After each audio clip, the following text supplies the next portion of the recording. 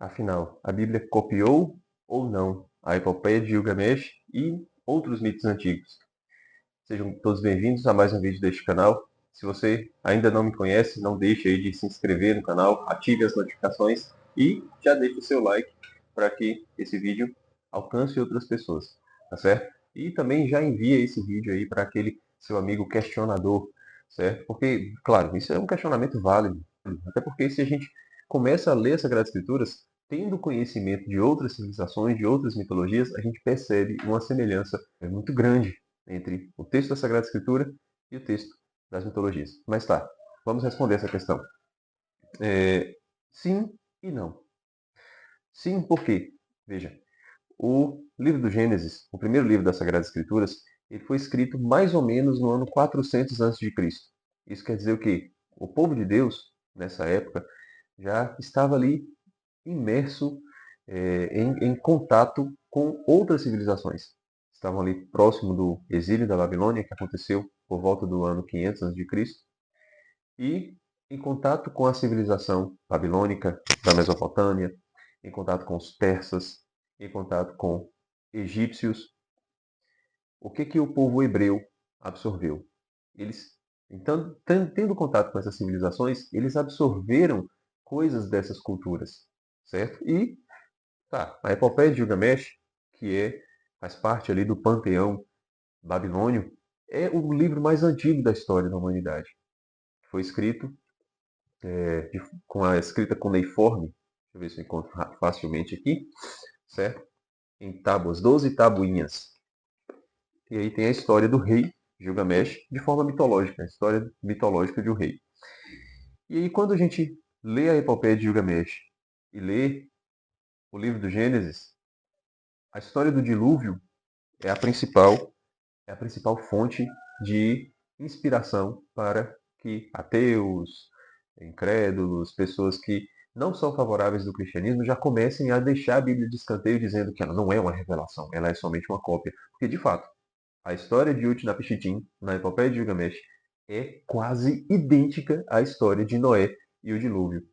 Acontece uma chuva que Deus manda, certo? Aí tem um homem que sobrevive, né, para repovoar o mundo. Esse homem estava em busca de imortalidade, no caso Utnapishtim, né? E Noé, a diferença é que Noé estava preservando a humanidade, porque Deus estava castigando o restante dos homens.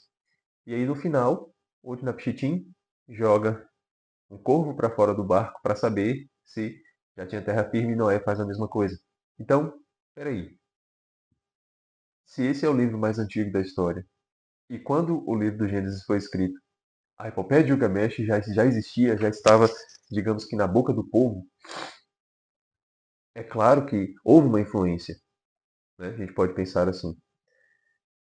Mas se a gente não olha, se a gente não olha para a Bíblia com os dois aspectos que é um livro escrito por um ser humano de carne e osso que tem imaginação, que tem memória, que tem é, influência, que recebe influência do entorno, certo? E também o fato da Sagrada Escritura ser um livro revelado. Se a gente olha somente para um dos aspectos, o que vai acontecer? Se a gente entende que o escritor era um ser humano de carne e osso, como eu e você, pronto, foi uma cópia. Foi uma cópia e pronto, a Bíblia não tem nada de revelado e etc. Se a gente olha só para o lado da revelação, a gente diz, não quero nem pensar nisso, a Bíblia foi revelada, houve mesmo dilúvio, houve mesmo Noé, e esse Utnapishtim não houve não. Não quero nem saber. Mas vamos ter um olhar um pouco mais racional para as duas coisas, certo? O que é um livro revelado? O que é uma revelação? A revelação das Sagradas Escrituras, ela supõe a natureza do agiógrafo. Agiógrafo é o nome do escritor da Bíblia, certo? Os escritores da Bíblia são agiógrafos. A revelação é a ação do Espírito Santo para santificar o texto, de modo que esse texto nos revele verdades acerca de Deus que nós não conheceríamos se Deus não tivesse falado para a gente. Quer dizer, independente da historicidade de alguns pontos do Antigo Testamento, certo? Nós devemos crer que aquele texto está revelando algo de Deus que nós não saberíamos se não fosse Deus mesmo falando. Isso é revelação. Não significa que toda a história do Antigo Testamento aconteceu literalmente do jeitinho que está ali. Significa que aquela narrativa está contando uma verdade que está acima da própria narrativa. Certo? Isso é revelação. E o que, que é a imaginação? O que, que é a capacidade do agiógrafo, do escritor? Ele escreveu aquilo que estava na sua cultura, certo? E, claro, mergulhado naquilo que ele recebeu de influências externas. Porque, por exemplo, se a gente pega um livro de literatura qualquer, qualquer, olha só o exemplo que eu vou dar de literatura qualquer, A Divina Comédia. Já esculhambando, não é nada qualquer a Divina Comédia, mas vamos lá. O que que Dante colocou ali no inferno, no purgatório, no paraíso? Tudo aquilo que ele conhecia, todas as referências que Dante coloca ali, são de coisas que ele, pessoa, Dante Alighieri, conhecia. Então, os livros eles são escritos a partir do conhecimento que o escritor tem e a partir das influências que ele recebeu, certo? Porque uma cultura ela não é pura e simples, ela não nasceu ali ex nihilo, né? Nenhuma cultura nasce ali do nada. Ela nasce, principalmente as culturas que foram surgindo, né, com o passar dos anos, né? Já digamos que a cultura hebreia, a cultura judaica, ela já nasce supondo outras civilizações que estão ali no entorno, certo? Então é lógico, tem influência, tem influência do mito de Gilgamesh no Gênesis? Tem, de certa forma, porque o agiógrafo ele conhecia aquelas coisas. Né? Por exemplo, quando no livro do Gênesis Satanás ele assume a forma de uma serpente, o que está querendo dizer? Significa que aconteceu literalmente uma serpente, uma cobra falou ali com os nossos primeiros pais? Tá, pode ser que isso aconteceu. Mas o que nos interessa não é se aquilo aconteceu daquele jeito ou não. O que nos interessa é a verdade que aquele texto está contando pra gente. Certo? E se a gente for pegar o que que as civilizações da época, mais ou menos ali do ano 400 a.C., próximo ali à região do povo de Deus, que quer dizer o quê? Civilização egípcia, civilização babilônia, civilização persa, religião de Zoroastro, né? Tudo isso estava ali próximo do povo de Deus, próximo do povo hebreu, do povo que escreveu a Bíblia. E o que que era a serpente para alguns desses povos, principalmente para os egípcios? O símbolo da sabedoria. O faraó carregava uma serpente no seu, naquele seu chapéu, né? Eu esqueci o nome, né? Para dizer que ele é sábio.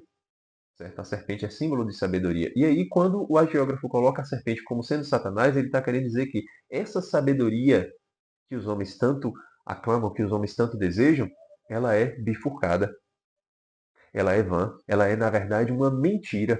Satanás é o pai da mentira. E aí, qual é a verdadeira sabedoria que vem do alto? É a sabedoria revelada por Deus. Não é aquela sabedoria que o homem quer possuir por si só, fruto do conhecimento, né? Ouvindo a tentação da serpente. O que, que acontece quando o homem procura esse conhecimento? Ele cai, ele cai. É necessário que venha Deus e nos ensine qual é o verdadeiro conhecimento, qual é a verdadeira sabedoria.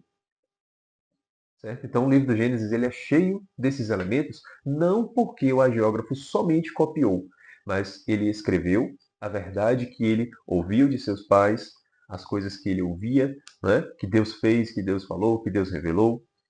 Como que essas histórias aconteceram, nós não sabemos. Certo? O que nos interessa é a historicidade literal do texto. Não necessariamente. Nos interessa aquilo que aquelas narrativas estão nos ensinando de revelação. Porque quando o Espírito Santo inspirou os agiógrafos, ele sabia, ele sabia que o agiógrafo estava imerso numa imaginação, num imaginário, né, influenciado por outras culturas. E aí aqueles elementos que o escritor foi colocando naqueles livros, que ele recebeu de outras culturas, foi santificado. Se transformou num texto revelado, num texto que nos mostra verdades que estão acima do próprio texto. Tá, então como é que fica a história de Noé? Né? Primeiro ponto. Existem evidências arqueológicas, acho que é arqueológico mesmo o termo, de que houve de fato uma inundação na Terra num determinado período de tempo, certo? E aí outras civilizações Outras culturas também narram histórias de dilúvio. Não é só o povo sumério, não é só a epopeia de Gilgamesh. Na Grécia tem a história de um dilúvio onde sobra um casal. Né? Na mitologia oriental, que está um pouco mais distante. Né? A mitologia oriental está um pouco mais distante, acho que não teve tanto contato assim com essa galera. Eles também narram uma história de dilúvio onde sobreviveu um casal para repovoar a Terra. Então isso já mostra para gente que muito provavelmente, não estou dizendo que foi assim, certo? Muito provavelmente houve um dilúvio, houve uma inundação na Terra, que nós não sabemos como que aconteceu, e muito provavelmente sobreviveram algumas pessoas de cada região, certo? Isso é a lógica que a gente pode especular, tá? Mas como é que fica então para nós cristãos católicos, cristãos protestantes também que creem na Sagrada Escritura, né? Compreender que houve o mito do dilúvio, né? Houve de fato, né? O que o dilúvio está contando para a gente, o que o Gênesis está falando, que o Gênesis não é mentira, certo? O Gênesis é uma revelação e nós devemos crer, certo? De que forma que nós devemos crer, sendo que houve essa influência? A história de Noé narra o momento em que Deus ele se arrepende de ter criado o ser humano. E esse arrependimento de Deus não é um arrependimento real, porque Deus não se arrepende. Né?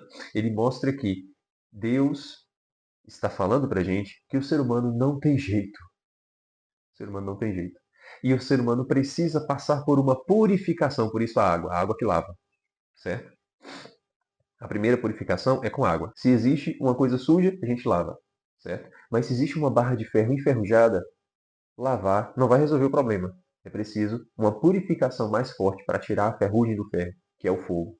Por isso, vem São João e fala no Apocalipse de um fogo. A purificação do fim dos tempos no fogo é uma purificação mais forte, certo? A purificação primeira é para que nós possamos conhecer a Deus. É para que nós possamos ter contato com o sagrado, ainda neste mundo. Então vem o dilúvio. E aí, o que é o dilúvio dos tempos atuais? O batismo.